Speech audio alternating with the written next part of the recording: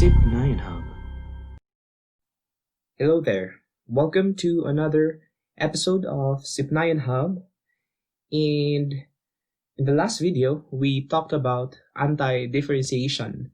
We mentioned that anti-differentiation is the process of identifying all the possible antiderivatives for a given function. But before we continue, do not forget to like this video, hit the subscription and notification bell to stay updated of future videos.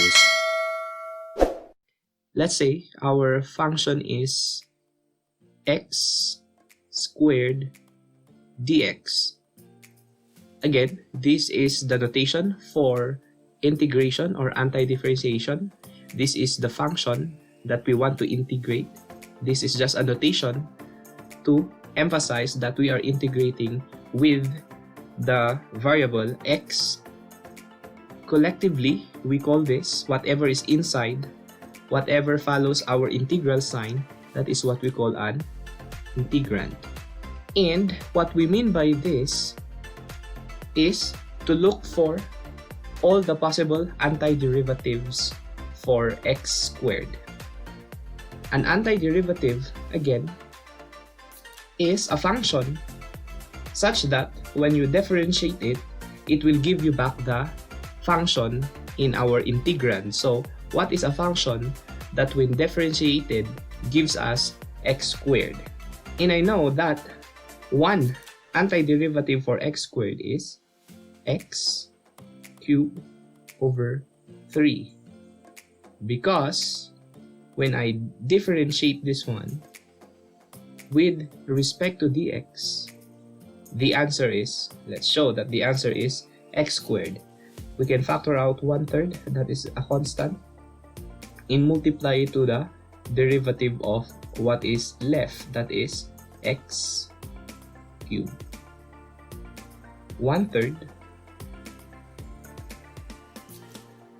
What is the derivative of x cubed? We use the power rule for differentiation. We have 3, we bring down the exponent 3, x, and then we subtract 1 from the exponent, so that's x squared.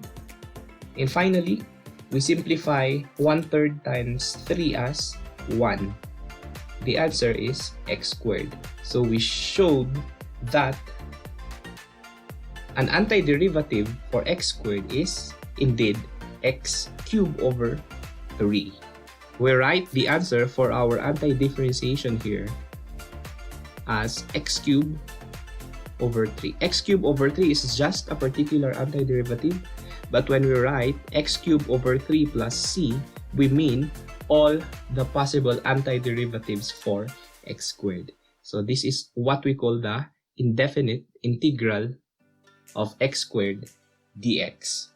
Now, you might ask me, how did I know that the answer or one antiderivative is x cubed over 3? Because if you notice, I already provided this and just showed that if differentiated, the answer is x squared. How do we know that? It's x cubed over 3 that we need to show by differentiating it, and it would match our integrand here. In this video, we will give the properties of indefinite integration so that you would know how to give an antiderivative for the most basic functions that we have.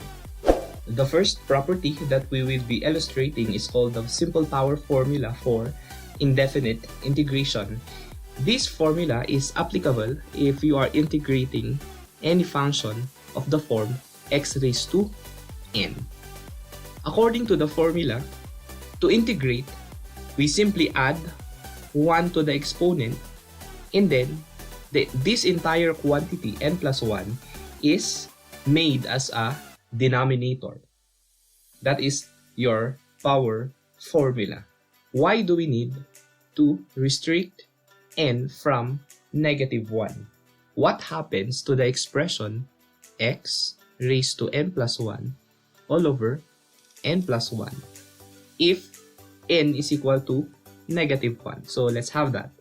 X raised to -1 plus 1 over -1 plus 1. Negative 1 plus 1 is 0. And what is this? We do not have a problem with x raised to 0 because that is 1. A number raised to 0 is 1. We do have a problem with our denominator because it's 0. A number divided by 0 is what? Undefined. And we do not want that. That's why we are restricting n equal to negative 1. Again, remember your power formula for integration. Do not be confused with the power formula for differentiation. It's actually the opposite. Under integration, we add 1, and the new exponent after adding 1, that becomes our denominator. Let's have an example for that. We have x raised to 5 dx. We want to integrate x raised to 5 dx. Our power here is 5. So applying the power formula, what is the power formula? We add 1 to the exponent. So we have 5 plus 1. And that new exponent after adding 1 becomes our denominator. Again, we are doing indefinite integration, so we still have to add c. We simplify this one as x raised to 6 all over 6 plus c. And we have now our answer. This is your answer for this integrand. X raised to 6 over 6 is a particular antiderivative. Another one, integral of square root of y dy. For this example, your independent variable is y, and our function is square root of y. Do you think we can directly apply the power formula? Well, yes, if you know what square root of y mean. But to make it obvious, before applying the power formula, let us rewrite our integrand into something that is more obvious. Remember that square root of y is the same as y raised to 1/2 dy. Do you agree? And we see now that our variable y has some power on it, that is 1/2. Applying the formula for indefinite integration, you start with your variable y. Your exponent is 1/2. By the power formula, we add 1, and then this quantity, we make it your denominator. 1/2 plus 1 equals or plus c. Because again, we are doing indefinite integration. We simplify our answer. We have y, 1/2 plus 1 is 1 in 1/2, or as an improper fraction, that is 3/2 over 1/2 plus 1 again is 3/2 plus c.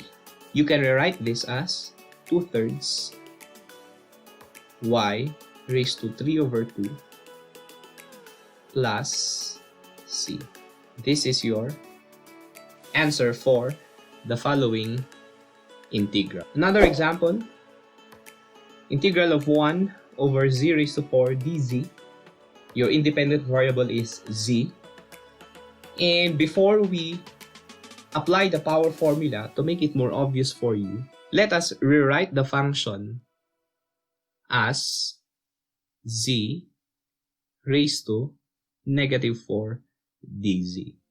Remember that your variable is in the denominator. The exponent is positive 4. If you put it in the numerator, then you'll have to change the sign of the exponent 4. So from positive 4, it becomes negative 4. We can now apply the power formula as how again? Simply copy the variable. That's the original exponent. But with the power formula, we need to add 1 over the same quantity, negative 4 plus 1 plus c. We should not forget your constant. Simplifying, negative 4 plus 1 is just negative 3. The same with your denominator, negative 3 plus c. Can we still simplify this one? Not necessarily simplify, but actually we can rewrite this one. How can we rewrite it?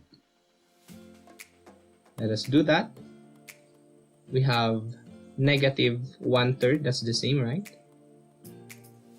But z raised to negative 3, if you want to write it in the denominator, you have to write z cubed plus c. And that's it, your answer. This is the second property, integral of a constant. So this is what we do when we are integrating a constant. In this particular property, it's saying that the integral of a constant, say dx, 1 dx is equal to x plus c. And I will show you how or why.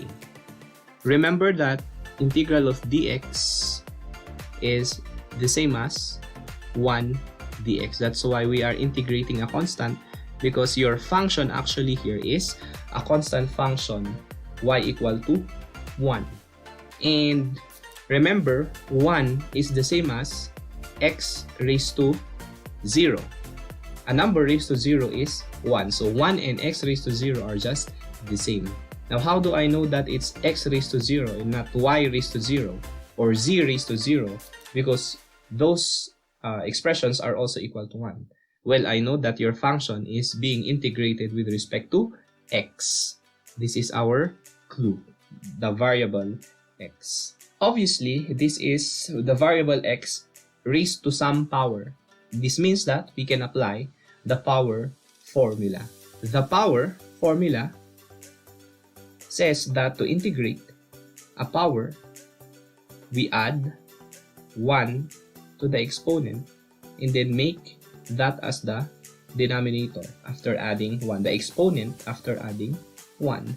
And so we have x raised to 1 over 1 plus c. Of course, x raised to 1 over 1 is written as x plus c. As simple as that. So we've shown that indeed the integral of dx is x plus c here. X plus c. Let's have another example here. How about this one? We have a different variable. Does it change a thing? Can we apply that second property, integral of dt? Yes, we simply have to change our answer from x to t. So the answer for this is t plus c. dy, integral of dy, y plus c. Integral of dz, z plus c. We are applying the second property, integral of a constant. The third property is applicable if your integrand, let's look at your integrand. Your integrand is composed of a constant, that's a, and then multiplied to some function. Let's name that function f of x. This property is telling us that we can actually factor out the constant, we put it outside, and simply focus on the integral of what's left, that function f of x. A here is an arbitrary constant. This property is just telling us that if a constant is multiplied to a function, we factor that constant out and then focus on integrating the remaining function. Example number 1, integral of 4 dx. How do we answer this one? Integral of 4 dx, 4 is our constant here. We can factor it out. So 4 integral of dx. Well, we know how to integrate dx from the second property, that is just x, right? Plus c. 4 times x is 4x plus c. That's the answer. Another example, pi dt. Your independent variable is t. Pi is just a constant, From our third property, we factor it out. So factoring out pi, your job now is to compute for the integral of dt. And what is that again? From the second property, that is just t plus c. Your answer then is pi t plus c. There you have it, your first 3 properties for indefinite integration. Let me cut the video here. For the final property, I will see you in the next video.